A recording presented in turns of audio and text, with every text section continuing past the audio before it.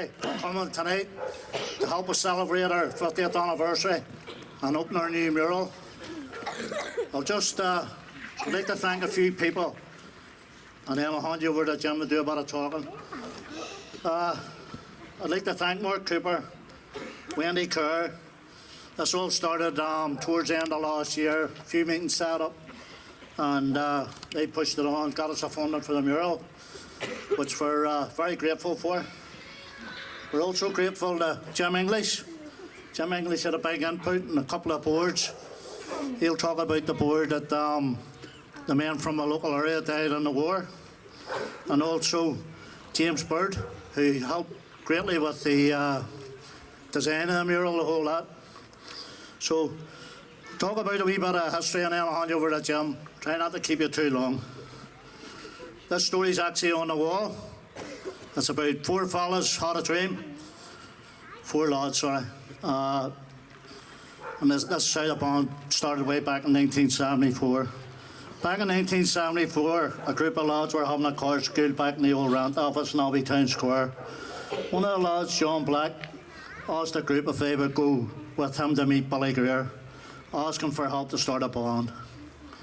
Freddie Maltman, who unfortunately passed away there 2 days ago, we just got the sad news there last night when we were putting the mural up.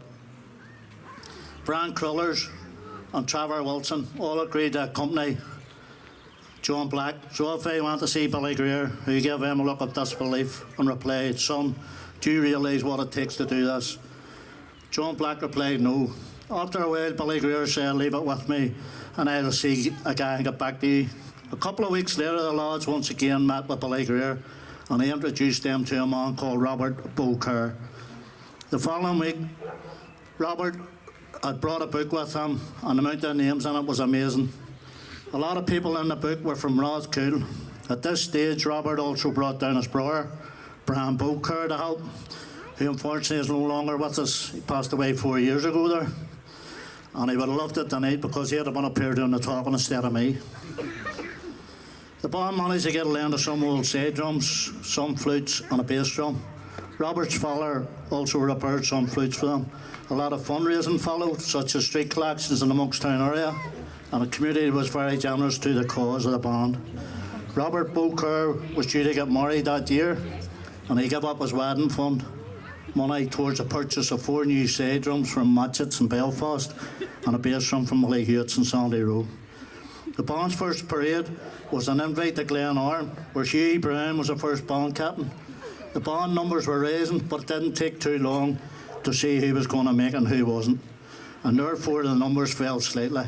John Black, for one, learnt his lesson very quickly, never allowed a band captain. Hughie Brown gave all the fluters a tune to learn at home. The next week they all arrived at practice, and Hughie went along and asked one by one, "Well lads, did you learn the ducks for me this week?" And they all replied yes. He picked out John Black to stand on the chair and play it for him.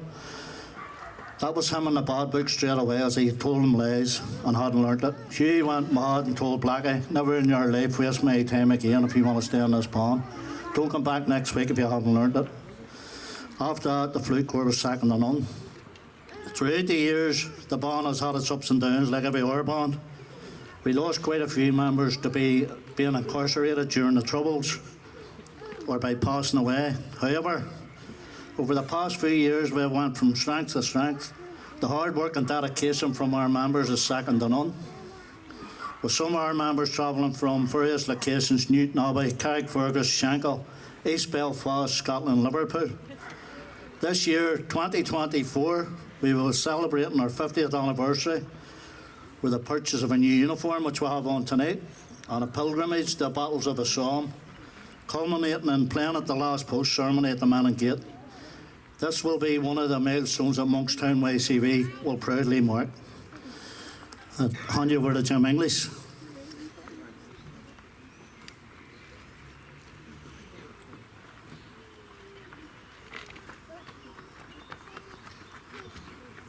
Ladies and gentlemen, I'd just like to take this opportunity to thank Trevor Bell, Lee Galloway and the band for asking me to have an input in that mural commemorating the band's 50th anniversary. So Trevor's told you about the history of the band. So you can see that there's another two parts to the mural, and they depict young citizens volunteers who became the 14th Battalion Royal Irish Rifles, and also a local recruited people, which is the 12th Battalion Central Antrim volunteers, and we're going to talk about those through the evening. So what you can see down there was 4 Victoria Crosses won by the 1st of 36th Ulster Division on the 1st of July 1916. 2 of those recipients are on that mural. One is a YCV, and the other is 12th Battalion Royal Irish Rifles. So to go back a bit, the formation of the YCVs in September 1912, they were originally named Young Citizen Volunteers Ireland. They were formed as a youth movement. They weren't particularly militaristic at that particular time, but they were used for youth aged between 18 and 20, with an open view to become a territorial part of the army, because at that particular stage here, the British government were not allowing the territorials to recruit. But there is evidence that members of the YCVs assisted the Ulster Volunteers during the gun running in 1913. They eventually moved with the Ulster Volunteer Force in 1914 as tensions grew due to the Home Rule crisis. Later that year, in August 1914, Germany invaded Belgium and Britain declared war on Germany. It became quite evident, the army headquarters and the politicians, that although the British Army was the only professional army in Europe, that they could not sustain the losses against the vastly superior numerical army, the British Army being the smallest army in Europe. Kitchener made a nationwide call for volunteers to join his new armies. Kitchener was aware of the Ulster Volunteers, and he made them a priority. The Ulster Volunteers were given to Kitchener by the hierarchy within the force, the proviso being that the title Ulster be added to 36th Division. The infantry of the 36th Ulster Division was formed into 3 brigades, the 107th Brigade, 108th and 109th. The 107th Brigade was solely Belfast. They were all Belfast volunteers from north, west, south and east. And they were the 9th, 10th and 15th Royal Irish Rifles. 108th Brigade was County Down, Armagh and Monaghan volunteers. And this is the one that the YCVs actually put up a sort of a fight to stop it happening. YCVs were looked upon as purely Belfast, so they wanted to be in the 107th Brigade. Right? They weren't allowed to, so they put them to the 109th Brigade, which was Tyrone, Derry, Donegal, Fermanagh and Belfast, the 4th Battalion, YCV's Royal Irish Rifles. There was also a 2nd Battalion formed by the County Down volunteers. They were to become the 16th Battalion, Royal Irish Rifles, who became a pioneer battalion under divisional command. On completion of training in Ulster, the division moved to the south coast of England for further training. They left Bramshot Camp on the 4th of October 1915 on board the paddle steamer Empress Queen. It was on board that ship that Willie McFadden wrote this in a letter to his family.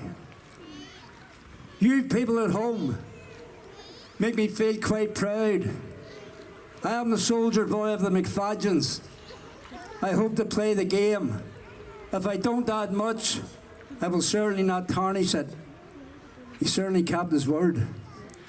The division landed in France, and some of the division went into trenches to be trained and work with more experienced troops. This was ongoing for the division as they moved closer to the Thiepval area. The division then extended to Slane in March 1916, the 109th Brigade moving into Thiepval Wood for the first time. The fighting was getting more intense as both sides were bombarding each other. The division started moving men, killed in action, wounded on a regular basis.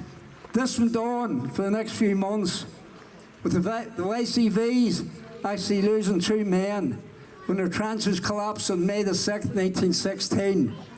The 10 YCVs are buried beside each other in Menil Military Cemetery. The division held the front line at Deeple Wood, moving in and out of the trenches on a rotation system. The date of the attack was now put back to the 1st of July 1916. The division held the line from the south end of the wood, the middle of the wood, and the north end of the wood towards Hamel.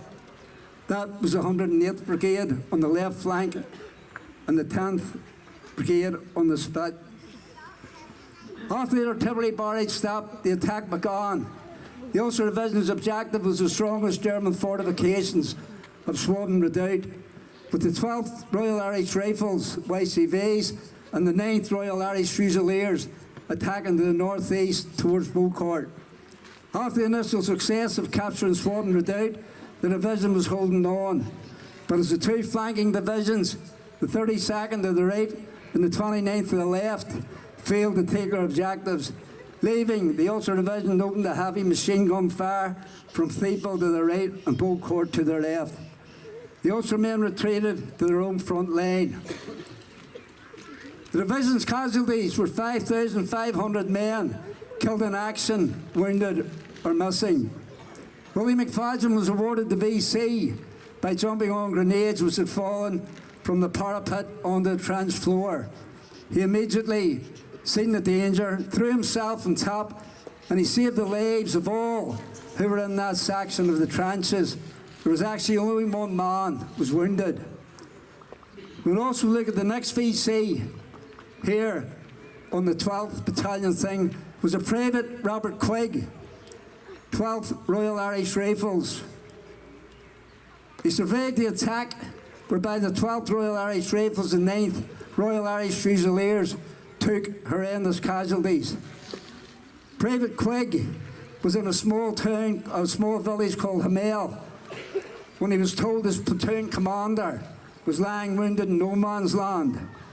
Private Quigg went out 7 times to find him. Each time he came back, he was carrying a wounded comrade. The 7th time he dragged the wounded man back to the line on an old tarpaulin sheet. He found on the German wire and he was too exhausted to carry on.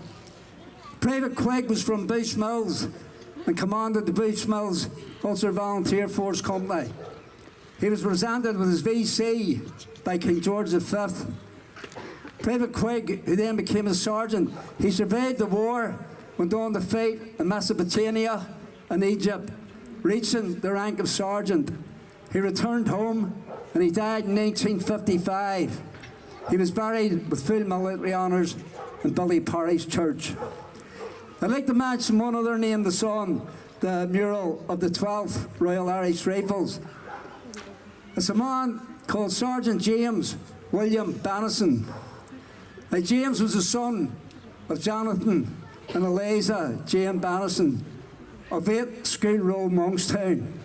He was a member of the local Ulster Volunteer Company, and he belonged to Clockfern, Purple Star, Royal Orange Lodge 1831.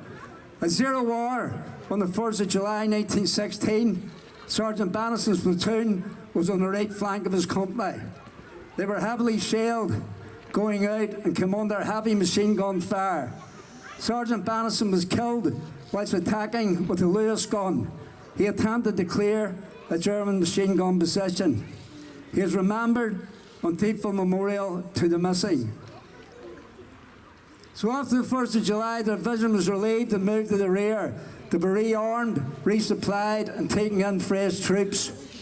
They then moved to the Ypres salient in 1917, where they took part in extremely intense training whilst out of the trenches. They'd done rehearsal after rehearsal. They then moved up to Mazine's way sheet, and on the 7th of June, attacked the Mazine's way sheet ridge. They were fighting alongside the 16th Irish Division. They captured the Ridge from the Germans, and this was the first victory of the Allies in World War I. And there's just a wee simple story here about the YCVs. Trevor Bell actually was speaking to me, and he told me about this photograph that he'd seen. I think it's depicted on the mural there. All the YCVs on this particular ridge with their own flag. So we've done a wee bit of looking into it, and we found out that was perfectly true. YCV's got their position on the line called Jump Point. And the reason why they put the flag in was because their communications had failed. I went down to the City Hall and asked, could we take a photograph of the flag? But unlucky, the guy that looks after that kind of thing wasn't there. But the flag is only brought out twice a year, on the 1st of July and on Remembrance Sunday. The division went on to fight at Langemarck, Wiltsh, St. Julien. In early 1918, the remnants of the 1st Battalion, YCVs, Royal Irish Rifles, were disbanded. They were dispersed in the other battalions. The 12th Battalion, they stayed intact until the end of the war. So, ladies and gentlemen, thank you all very much for listening. Thank you.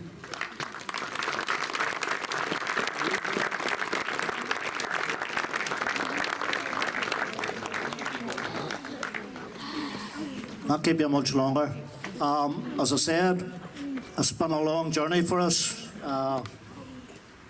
Uniforms, murals, song, whatever else. But the start of it, we greatly appreciate what Mark Cooper and Wendy Kerr done for us from the start. We met them in the Lord Mayor's parlour towards the end of last year. They pushed it through. So we greatly appreciate what they've done for us. We'll have a wee token of our thanks here. We would like to present it to them with, if they'd like to come up, or want me to pass it down. For the fella at this end and helped us out with a couple of boards there. Jim done a lot of groundwork, walking about City Hall and looking for things that I get him to look for. So I think he deserves a bit of a round of applause for what he done.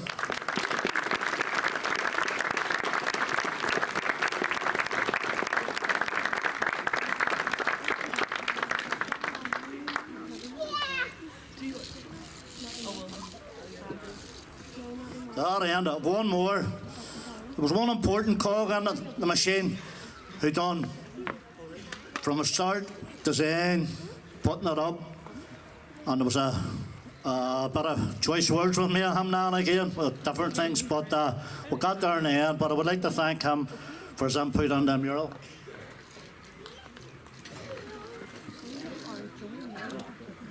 Lee Galloway.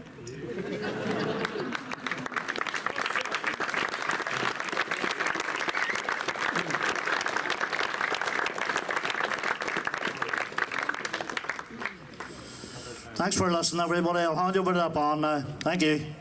Right.